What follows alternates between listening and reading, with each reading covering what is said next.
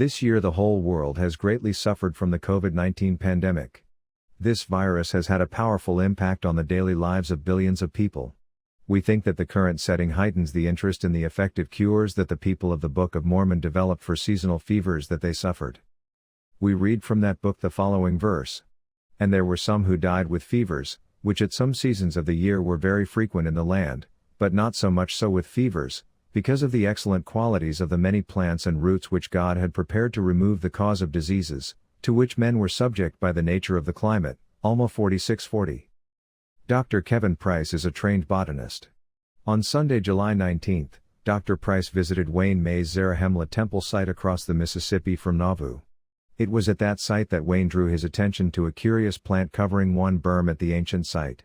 There was a plant in full bloom that was determined to be one of the most powerful medicinal plants among the thousands of species in the mint plant family for the treatment of malaria and other diseases.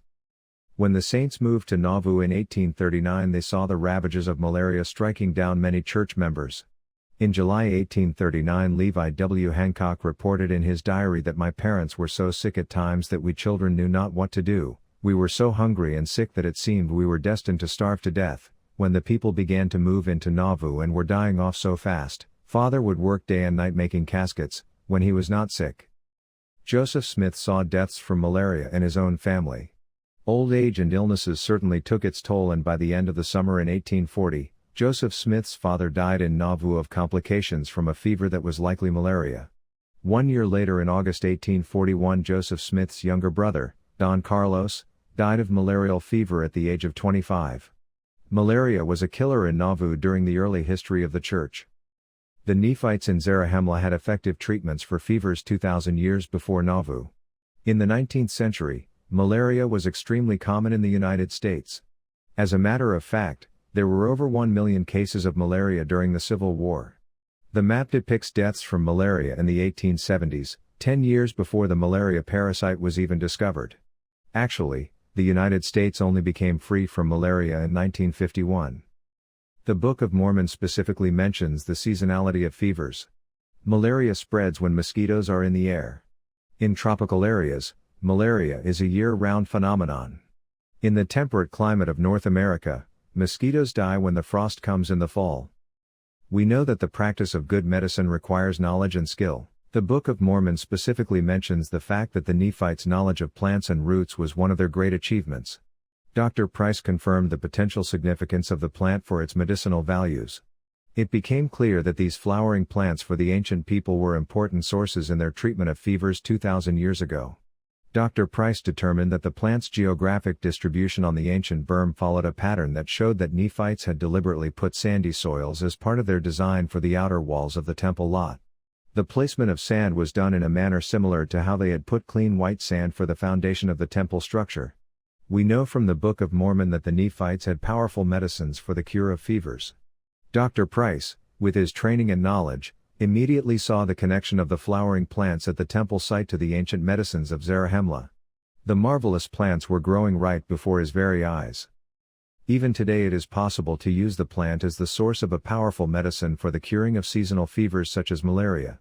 Dr. Price later reported in an email that the plant is from the mint family called spotted or dotted bee balm or horse mint, Monarda punctata.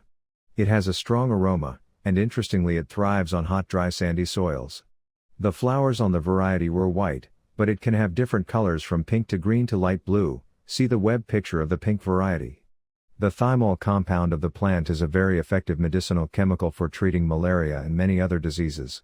There are scientific studies that have examined Mediterranean plants for treating malaria and found that thymol was the most effective chemical in the effectiveness of the medicine. Dr. Price discovered that the spotted bee balm was growing abundantly near the Zarahemla temple. The site was loaded with thymol. The spotted bee balm also has 3 other essential oils of medicinal importance.